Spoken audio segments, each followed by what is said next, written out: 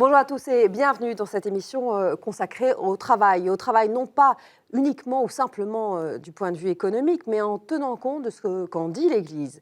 Jean-Paul II rappelait dans son encyclique Laborem Exercens que le travail était l'activité humaine par excellence. À cela, la doctrine sociale de l'Église a rappelé qu'il devait aussi respecter, c'était essentiel, respecter la dignité de l'homme.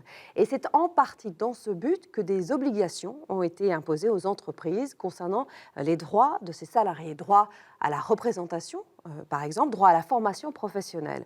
Or, ces droits varient en fonction du nombre de salariés par entreprise. C'est ce qu'on appelle les seuils sociaux, des seuils qu'on accuse parfois de ralentir ou d'empêcher l'embauche des salariés, de pénaliser aussi les petites et moyennes entreprises. Alors, qu'en est-il?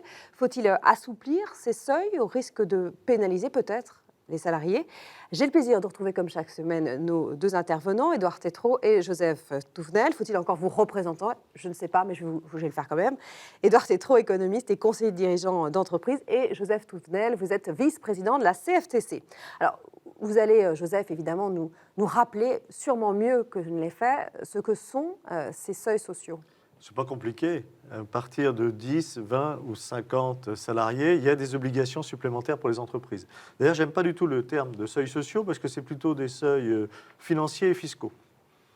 Puisqu'on voit qu'à partir de 11 salariés, il y a une contribution au financement de la prévoyance supérieure, il y a une augmentation du taux de cotisation à la formation professionnelle, il y a des cotisations partielles sur les apprentis, il y a des participations au versement transport. À partir de 20 salariés, c'est une obligation de l'employeur de financer les travailleurs handicapés. Enfin, voilà. Alors, il y a aussi des seuils sociaux qui sont, à partir de 10, des délégués du personnel et à compter de 50, des comités d'entreprise. La question, c'est qu'on nous en fait un monstre de ces seuils, en nous disant, mais si on les supprimait, ça créerait énormément d'emplois. Alors, regardez un peu ce qui se passe. L'INSEE s'est penché sur la question, donne un certain nombre de chiffres. Là, on voit des tableaux où on voit des entreprises avec nombre d'entreprises avec 49 salariés, nombre d'entreprises à 50, c'est assez impressionnant. Mais quand on regarde l'étude de l'INSEE, il suffit de lire son titre. Les seuils de 10, 20 et 50 salariés, un impact limité sur la taille de l'entreprise. En fait, globalement, on supprimerait les seuils. L'INSEE mesure que ça augmenterait le nombre d'entreprises au-delà de 10 de 0,2 points. Ça reste marginal en termes d'emploi. Pour une raison simple, c'est que tous ceux qui nous disent qu'il faut enlever les seuils, ils oublient une chose. C'est que même s'il y a des entreprises qui disent « moi, je ne veux pas passer au-delà de 49 parce que ça va me coûter plus cher, parce que je vais avoir des obligations », d'accord. Mais l'entreprise concurrente, ben c'est elle qui va récupérer le marché que l'autre ne veut pas prendre parce qu'elle ne veut pas embaucher. Parce qu'elle n'a pas Et suffisamment donc, en de termes de salariés. création d'emplois, il ne faut pas raisonner que sur une entreprise. Encore une fois, c'est le marché qui fait, Il faut raisonner sur la globalité. le besoin de l'entreprise. Et l'entreprise qui a 30 salariés, si celle qui a 49 ne veut pas en embaucher, si elle embauche, ce n'est pas pour le plaisir, hein, c'est parce qu'il y a du boulot. Si elle ne veut pas assumer plus de tâches, c'est son concurrent qui va le faire. Il n'y a pas de problème de seuil, Edouard, vous êtes d'accord avec Joseph? Il y en a à la marge. Vous êtes témoin que nous sommes rarement en désaccord profond, Je suis d'accord. Joseph et moi. Là, pour le coup, nous allons avoir un vrai désaccord. D'abord, l'INSEE, je pense que l'INSEE mériterait, qu'il y en ait deux, hein, j'aime tellement l'INSEE, mériterait, plus de concurrence, et deux, d'être privatisé. Avoir à la fois comme actionnaire le seul client, etc. L'État, en vous l'occurrence. produisant des chiffres qui sont, on va dire, très justes, mais Sujet à interprétation. édités, particulièrement édités, c'est un sujet en soi. Ensuite, je suis, hélas, témoin, alors je conseille plutôt des gens de grands groupes, mais ce sont des groupes aussi ou des investisseurs qui ont des PME, que je ne vais pas parler de jeu, parce que ce n'est pas drôle en fait, mais que c'est une pratique quotidienne de faire attention à tout ce qu'on peut faire pour éviter de passer à 10, tout ce qu'on peut faire pour éviter de passer à 20, tout ce qu'on peut faire pour éviter la mise en place d'un comité, c'est bon à prendre, parce qu'après nous rentrons dans quelque chose de lourd, de compliqué, de difficile, etc. Et je n'ai pas de chiffres je n'ai pas de chiffres INSEE pour dire cela. J'ai juste mon expérience de praticien et de conseiller de dirigeants d'actionnaires. Et c'est une réalité profonde et vicieuse. Les effets de seuil sont toujours pervers. Cela crée des perversités dans les deux sens d'ailleurs, parce que c'est « Ah ah, enfin on a notre comité, il va voir ce qu'il va voir ». Vous voyez, et l'effet pervers aussi, c'est quoi? C'est hop, jusqu'à 49, je serre les dents, etc. Et je fais du surtravail pour les salariés qui sont en place. J'emploie des temporaires. Je vais chercher dans des diverses fonctions des intermittents. On pousse les murs, mais on n'embauche pas. Oui, c'est incroyablement pervers. Donc et là, c'est un des rares désaccords profonds que j'ai avec Joseph. Au nom de ce que je vis pour mes clients, de ce que je vois, faisons sauter ces seuils, trouvons des formules progressives. Alors justement, faisons sauter ces seuils, trouvons des formules progressives. progressives. On est dans un pays Faisons avec sauter 6 ces seuils. millions, Je 6 suis millions de d'accord. chômeurs, on ne peut pas accepter ce... Alors, sauter Joseph, ces seuils. on fait sauter Très ces bien. seuils, qu'est-ce qui se passe? Ah ben alors déjà, si je ne finance pas les transports, comment on fait? Est-ce que les entreprises n'ont pas besoin des transports? Oui, parce que si je fais sauter les seuils, je supprime tout ce que j'ai indiqué. Si je ne finance pas la prévoyance, comment je fais? Qui le finance? Si je ne finance pas la formation des salariés, qui va la financer? Donc la solution, c'est pas... Et de donc, tout regardons point par supprimer. point, est-ce que ce qui est financé, parce que c'est surtout du financement, plus que du social, des délégués, etc., parce que j'avais cru comprendre dans une autre émission que l'entreprise était d'abord une communauté humaine. J'ai du mal à comprendre une communauté humaine où je dis « Malheur, les représentants des salariés vont discuter avec la direction ».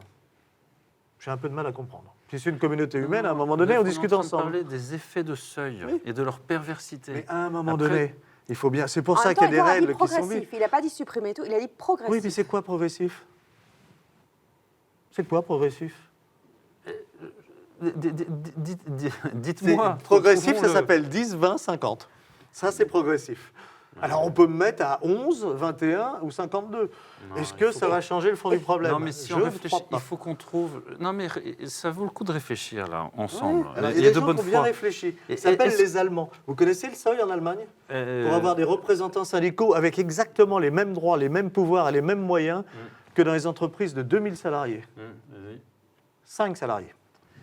Vous savez quoi, 5, Joseph 2000, 5000, Est-ce c'est que- pareil. est-ce Ils ont que- exactement les mêmes pouvoirs, est-ce- les mêmes droits. Est-ce que l'industrie c'est 5. allemande se Est-ce que porte les- plus mal que l'industrie Est-ce que française? l'effet de seuil doit porter sur le nombre de personnes? Est-ce que c'est le bon critère? Nos Est-ce que le salariés. sujet n'est pas soit un niveau de revenu, soit un niveau de valeur, soit un niveau de profit qui fait que certaines entreprises peuvent prendre en charge beaucoup plus de prévoyance, de prestations, etc., pour leurs salariés que d'autres? Vous voyez, Mais ça est-ce le existe bon... déjà. C'est exactement ce qui est fait. C'est-à-dire qu'avant 10, 0.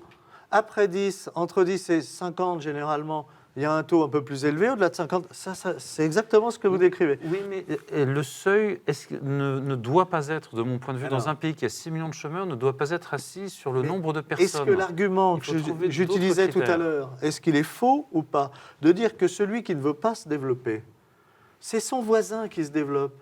Et donc l'emploi, il n'est pas que dans une entreprise, l'emploi c'est l'ensemble. Et sur l'ensemble, c'est ce que dit l'INSEE. Alors je n'ai pas les compétences de l'INSEE. Quand l'INSEE nous dit mesure à 0,2% le nombre d'entreprises, on voit qu'on est en train de se focaliser je suis pas sur d'accord. Epsilon. Juste, Je moi, suis pas, attends, j'aimerais attends, juste- attends, je ne suis pas d'accord. Nous sommes aujourd'hui dans une économie extrêmement numérisée où on peut faire beaucoup de sous-traitance, etc. Et je vous assure qu'en étant moins de 49 salariés, Si je on fais de peut la faire sous-traitance, beaucoup. c'est mon sous-traitant Apparemment, qui a de l'emploi. Joseph, les gouvernements successifs, et notamment les derniers gouvernements de Manuel Valls, alors Premier ministre, eux disaient qu'il y avait un vrai problème de seuil, puisqu'ils ont essayé de travailler sur ça. Ils ont essayé de travailler sur un allègement de ces seuils, mais sans succès. C'est l'allègement des charges, c'est le coût. C'est pas le seuil humain, c'est le coût. Effectivement, regardons si à un moment donné, et passé 10, j'ai des charges en plus, regardons si Alors, c'est qu'est-ce que utile. vous proposez, mais vous, à posons-nous la la- CFTC? Qu'est-ce que vous proposez, les posons-nous la syndicats, que- pour...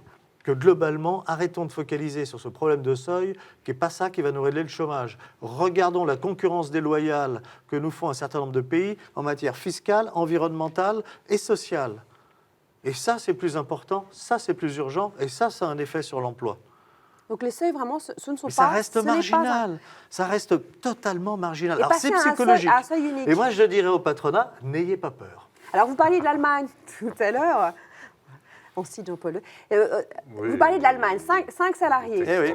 En France, on parle de 20 salariés. Est-ce que ça pourrait... On parle de 10 pour un délégué du personnel. Est-ce que ça pourrait être une des solutions d'avoir un seuil unique pour Mais toutes il les faut bien entreprises? un délégué du personnel. Ben, je l'ai été dans les entreprises. L'intérêt pour l'entreprise, c'est de regarder les choses, comment ça se passe, s'il y a des problèmes, et d'en parler à la direction. Si je supprime les délégués du personnel, très bien, j'ai 20 personnes ou 19, c'est les 19 qui auront porté leurs problèmes. C'est un peu plus compliqué dans un atelier, qu'il y ait quelqu'un qui soit le délégué, qui regarde un peu et qui porte les problèmes, les revendications, etc. C'est à peu près censé. Pourquoi on le détruirait? Puisque dans les pays, voilà, l'Allemagne à partir de 5. Hein.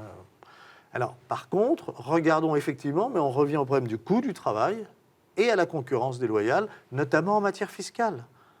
C'est ça qui... Je savais bien que je trouverais un accord avec Joseph. Mais là, Voilà, ça, c'est le plus point là-dessus accord que de sur l'émission. le- Ça me paraît voilà. plus important comme sujet sur l'emploi et sur l'avenir de nos entreprises que les problèmes de seuil. Édouard. Bah, c'est effectivement comment faire pour se battre à armes égales. Mais là, après, c'est qu'est-ce qui doit remonter ça Regardons les sur seuils les autres fiscaux. prestations. Regardons les regardons seuils fiscaux. Donc, Donc plus que les le Dans le nombre de cadre de salariés. Oui, acceptons-nous d'avoir dans l'Union européenne un pays qui a 12% d'impôt sur les sociétés? Acceptons-nous d'avoir au cœur de l'Europe un paradis fiscal qui s'appelle le Luxembourg? Acceptons-nous Plusieurs de- paradis fiscaux. Oui, il n'y a pas que le. Via Oui, mais nos enfin, amis britanniques, celui-là est on pas a mal. quand même Ils ont un ouvert certain les nombre de portes. paradis fiscaux. Oui, mais ils s'en vont. Mais celui-là est pas mal quand même. Ils sont pas encore partis pour l'instant. Et donc ça pourrait être, mais ça veut dire qu'il faut travailler je veux dire, à l'échelle de l'Europe. Et ça veut Oui, dire qu'en et gros, vous on n'a savez pas quoi les moyens, nous, en France, de jouer là-dessus. France plus Allemagne, c'est les 2 tiers du PIB de la zone euro. Et moi, nous voyons l'Europe se déliter sous nos yeux, politiquement, économiquement, etc. Si on arrive, et on parle beaucoup de l'Allemagne avec Joseph, si on arrive à ce que la France et l'Allemagne, là on déborde un peu, mais c'est se mettre d'accord sur des niveaux de prestations minima, des seuils fiscaux, on emporte les 2 tiers du PIB de la zone euro, et Encore c'est-à-dire une tout fois, le monde l'Allemagne et la suit. France, C'est oui, pour peut faire cette bouger raison les choses. qu'avant-hier, j'étais à Berlin avec les syndicats allemands pour bâtir des stratégies sur ces points-là, pour nos industries, pour nos services, en disant arrêtons ces concurrences déloyales dont on souffre tous, et bâtissons quelque Voilà. chose ensemble. Et France-Allemagne, on va avoir le poids nécessaire pour en entraîner d'autres et pour avancer. Voilà, Joseph Touvenel et Édouard Tétrault ont On trouvé finit toujours la d'accord. solution C'est pour terrible. pour assouplir les seuils. Ils ont trouvé la solution que les gouvernements cherchaient, n'ont pas trouvée. Merci à vous tous les deux. Voilà, merci à vous de nous avoir suivis et à la semaine prochaine.